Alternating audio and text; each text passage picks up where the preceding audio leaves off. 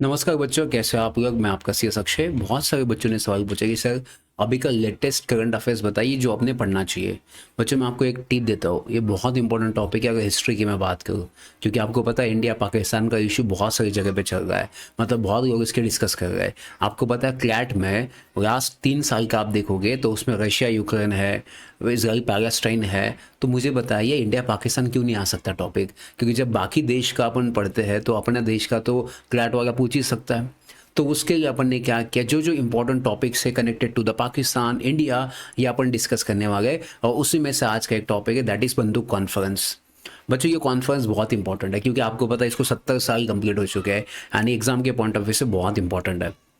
अगर आप गगल लॉन्चर के बच्चे हो तो इस यूट्यूब चैनल को सब्सक्राइब करना और बाकी बच्चों को भी बताना, क्योंकि इसमें आपको ऐसी हर वीक में इंपॉर्टेंट करंट अफेयर्स मिलेंगे। एंड प्लस बच्चों इसमें आपकी खास बात क्या है कि इसमें आपको एक एक पॉइंट में हाईलाइट किया जाएगा एंड प्लस इसके एमसीक्यू भी सॉल्व किए जाएंगे। तो आपको कुछ अलग करने की ज़रूरत नहीं है, क्योंकि टॉपिक पढ़ना जीके एंड सॉल्व करना ये बहुत डिफरेंट बात है बच्चों, आपको क्वेश्चन के थ्रू पता चल जाएगा। तो ये नोट्स एंड पीपीटी सब आपको मिल जाएगा। तो बस आप बस कनेक्टेड रहिए, आपको पूरा डिटेल मिल जाएगा। चलो टॉपिक का थोड़ा डिस्कस करते हैं बच्चों। सबसे पहले फर्स्ट बात करते हैं ये बंदूक कॉन्फ्रेंस होता क्या है बेसिकली। अगर आप देख रहे हो मेरे इस बाजू में स्क्रीन में, तो ये बंदूक conference first Asia Africa summit है, जिसे बंदूक कॉन्फ्रेंस भी कहा जाता। बच्चों साइन कब किया था? 1955 में साइन किया गया था। याद रखना एग्जाम में कभी भी डेट पूछ लेते कि सर कौन से साल में साइन किया है, तो 1955 में साइन किया। सर कितने गवर्नमेंट्स ने मिलकर साइन किया? तो 29 गवर्नमेंट ने मिलकर साइन किया। सर इसका मेन इंटेंशन क्या है इस कॉन्फ्रेंस का? देखिए बच्चों बेसिकली ये कॉन्फ्रेंस इसी के लिए थी क्योंकि बहुत सारे लोग ना, कोल्ड वॉर चल रहा था। कोल्ड वॉर का मतलब क्या होता है बच्चों? कोल्ड वॉर का मतलब होता है there is a political and economic actions. मतलब वहां पे कोई आर्म का इंटरफेरेंस नहीं होता, कोई बंदूक नहीं चलाता बच्चों। बिना बंदूक चलाए भी किसी देश के ऊपर अगर आक्रमण करना है तो उसे पॉलिटिकल एंड इकोनॉमिकल एक्शन लेना पड़ता है। जैसे एग्जांपल अभी इंडिया ने, आपने देखा होगा कि इंडस वाटर ट्रीटी कैंसिल कर दिया है, तो that is political and economic actions. तो उसे कोल्ड वॉर कहा जाता है बच्चों। तो ये उसी पर्पज़ के लिए ये स्टार्ट किया गया था। अब ये कॉन्फ्रेंस बेसिकली किसने को स्पॉन्सर्स किया था? तो Indonesia, Myanmar, Sri Lanka, India, Pakistan, ये 5 कंट्रीज में इन्वॉल्व थी। अब देखिए इसमें 10 प्रिंसिपल है मेन, जैसे सेल्फ डिटर्मिनेशन होना चाहिए था, म्यूचुअल रिस्पेक्ट होना चाहिए एक दूसरे के, non interference in internal affairs होना चाहिए था, नॉन एग्रेशन, ये इसका मेन प्रिंसिपल था कि अपन एक दूसरे को कोऑपरेट करना चाहिए, एक दूसरे को अपन ने कोऑपरेट करके म्यूचुअल रिस्पेक्ट देके आगे बढ़ना चाहिए। ये इसका मेन इंटेंशन था इस कॉन्फ्रेंस का।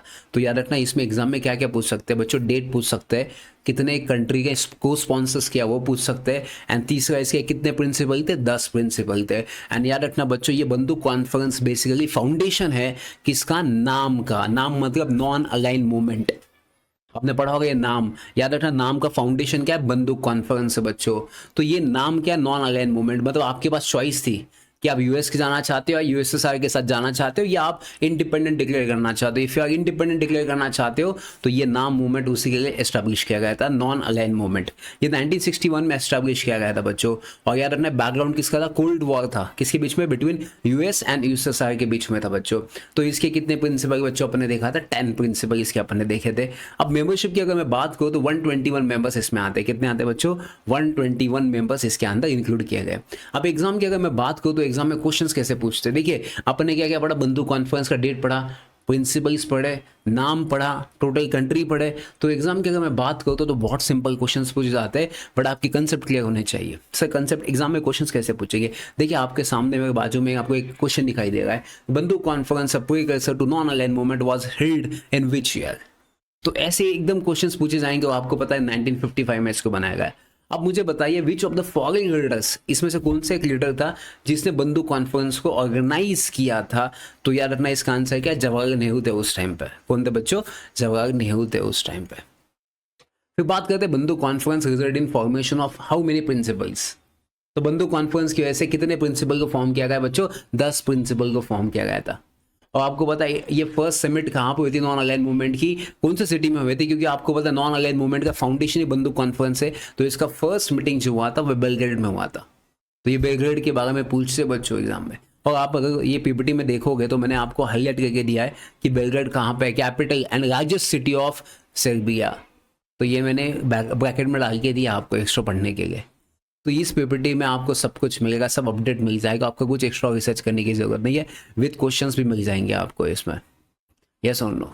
अब जाते नेक्स्ट क्वेश्चन की तरफ बच्चों। Which of the following countries are not founding members of the non aligned movement. इसमें से कौन सी कंट्री नॉन अलाइन मूवमेंट की फाउंडिंग मेंबर्स नहीं है। अब बच्चों देखिए, आपको पता है ना, इंडिया तो है भाई साहब उसमें, तो आपको पता होना चाहिए इसका आंसर क्या बच्चों। इसका आंसर है ब्राजील। तो देखिए, नाम was founded by leaders from India. India से कौन था? नेहरू। फिर यूगोस्लाविया से टीटो था। इजिप्ट से नासिर था। इंडोनेशिया से सुकरनराव था, क्योंकि सुकरनराव याद रखना इंडिया का पहला गेस्ट था, प्रेसिडेंट। ये फर्स्ट प्रेसिडेंट, इंडिया का फर्स्ट गेस्ट भी था। एंड घाना से कौन था? घाना से था नक्रुम्बा। अभी देखिए, ये ब्राजील ने ज्वाइन किया बाद में, but not a founding members. तो ये फाउंडिंग मेंबर्स के नाम भी दिए, बट उस टाइम पे फाउंडिंग मेंबर्स के साथ साथ कौन से मिनिस्टर्स थे वो भी मैंने इसमें नाम दिया आपको। तो शायद एग्जाम में क्वेश्चन पूछ सकते हैं कि भाई साहब मैच द फॉलोइंग्स में भी आ सकता है कि कौन से कंट्री से कौन कौन रिप्रेजेंट करता है। तो आपको फ्यू कंट्री की याद कीजिए, जैसे इंडोनेशिया का याद हो जाएगा, इजिप्ट का नासिर याद हो जाएगा, इंडिया का नेहरू याद हो जाएगा, तो बाकी आपके आंसर्स आ जाएंगे। द बंदूक conference was significant because it is, क्यों बनाया गया था बंदूक कॉन्फ्रेंस? इसके पीछे मेन इंटेंशन क्या था बच्चों? तो promoted cooperation among the newly independent Asian and African nation, क्योंकि अपने हेडिंग ही पढ़ा था, इस first Asian African nation summit था इसके। अब देखिए, यहाँ पे क्वेश्चन ये पूछा जाएगा बच्चों कि विच प्रिंसिपल ऑफ बंदूक conference respect for sovereignty and territory integrity of Nations. तो ये कौन सा प्रिंसिपल? आपने पढ़ा था 10 प्रिंसिपल है, बट इसमें से कौन सा जो दूसरे स्टेट को रिस्पेक्ट करता है या सॉवरेनिटी देता है, तो वो प्रिंसिपल 1 है बच्चों, याद रखना। ये सबसे 1 इंपॉर्टेंट है, बाकी नहीं पढ़ा तो भी चलता है। अब देखिए क्या पूछा, नाम बेसिकली प्राइमरी फोकस था। नाम किस पे फोकस करता है बेसिकली, वो उसका पर्पस क्या था? मैंने बोला था आपको, remain neutral and independent from the US and Soviet blocs. तो ये इसका मेन प्राइमरी फोकस था, मेन प्राइमरी इसके लिए फॉर्म किया गया था। How many countries are the part of non aligned movement. Non aligned movement के कितने कंट्रीज पार्ट थे? अपन ने पढ़ा था 121 थे बच्चों, यस और नो। उसके बाद 19 नाम समिट 2024 में, मतलब लास्ट ईयर 2024 में उन्होंने एक डिक्लेरेशन अडॉप्ट किया है। उस डिक्लेरेशन का नाम क्या है जो 2024 में अडॉप्ट किया गया था? उसका नाम है कंपला डिक्लेरेशन। सो बेसिकली जिस प्लेस के जाते हैं उस प्लेस के इसको नाम देते हैं कंपला डिक्लेरेशन। मैं आपको, जो बच्चे वीडियो देख रहे हैं, मैं उनको एक चैलेंज करता हूँ कि कंपला प्लेस कहाँ पे, आप नीचे कमेंट बॉक्स में बताइए कि कंपला मूवमेंट कहाँ पे आती है, ये कहाँ पे प्लेस है जिसकी वजह से इसको नाम दिया गया, एंड आप उस बताइए कि इसका मेन रीज़न क्या था, इस डिक्लेरेशन में क्या था। अगर सही बच्चा सही कमेंट करेगा तो उसको हमारी तरफ से कुछ अच्छा गिफ्ट भी मिल जाएगा, या हम उसे कॉन्टैक्ट करके उसको कुछ गिफ्ट भी दे सकते हैं। तो अगर आपको ये पता है कि कंपला डिक्लेरेशन कौन से प्लेस में आता है, क्यों साइन किया गया, तो आप प्लीज़ इसका आंसर देना और बाकी बच्चों को भी बताना।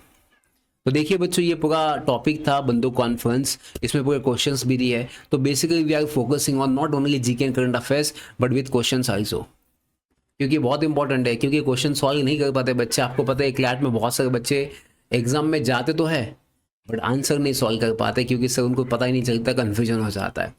तो ऐसे फोटो के साथ पढ़ना चाहिए, हर टॉपिक को अंडरलाइन करना होता है, वो हमने अंडरलाइन भी कर दिया है। ये अलग से फैसिलिटी हम प्रोवाइड करते हैं कि बच्चों को ज़्यादा परेशानी ना हो कोई स्टडी करने के लिए। तो हमारे साइड से आपको अलग से अंडरलाइन किया जाएगा, टॉपिक को हाईलाइट किया जाएगा, उसके जो इंपॉर्टेंट फैक्ट है उसको बोल्ड में किया जाएगा। अगर कोई ऐसा प्लेस है जिसको आपको नहीं पता है तो उस प्लेस के बारे में हम एडिशनल ब्रैकेट में डाल देंगे कि ये कैपिटल के लार्जेस्ट सिटी ऑफ सर्बिया है, तो ये एडिशनल पॉइंट्स भी आपको दिए जाएंगे। और स्टडी ऐसे ही होता है बच्चों, एग्जाम के बाद इसके टॉपिक नहीं आता है कि बंदूक कॉन्फ्रेंस कब साइन किया, कितने मेंबर्स थे, कितने प्रिंसिपल थे, कौन सा फाउंडेशन इसकी वजह से बन गया, फिर पूछेंगे आपको इंडिया के भी यहाँ पे कौन था, बाकी कंट्री के भी यहाँ पे कौन था, फिर कौन से डिक्लेरेशन साइन किए गए, इसका हेडक्वार्टर कहाँ पे, ये सब इसमें क्वेश्चंस में आता है और इसके बाहर कोई टॉपिक नहीं आएगा। और एग्जाम के पॉइंट ऑफ व्यू से आपको ऐसे ही पढ़ना चाहिए, इसके बाहर कोई टॉपिक नहीं बचता। नहीं तो बच्चे क्या करते हैं पता है, सिर्फ न्यूज़पेपर पढ़ते हैं। बच्चों न्यूज़पेपर इज़ नॉट सफिशिएंट, वो तो आपको सिर्फ करंट अफेयर्स की इन्फॉर्मेशन देगा, जीके के लिए आपको उसका पास्ट देखना पड़ता है, क्योंकि आपको पता है ये पास्ट वाले क्वेश्चन है पूरे। अगर आप ऐसी इसकी अलग से प्रिपरेशन करोगे तो आपको इसका फ़ायदा बहुत होगा। तो ये आपको ऐसे ही स्टडी करना पड़ेगा, ऐसे ही फोकस करना पड़ेगा, तब जाके ये आपका बेटर ऑप्शन हो सकता है, या तब जाके आपकी अच्छी पढ़ाई हो सकती है।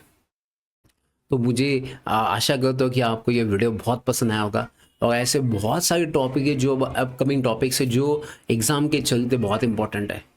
तो अगर इन केस अगर आपको लगता है कि कोई क्वेश्चंस पूछना है या लगता है आपको कोई डाउट मुझसे पूछना है, तो आप बिंदास हमें मैसेज कर सकते हैं, या आप बता सकते हैं कि सर हमें ऐसा सा डाउट है, ऐसा कुछ पूछना है, तो आप हमें पूछिए, हम हमेशा आपके साथ हैं।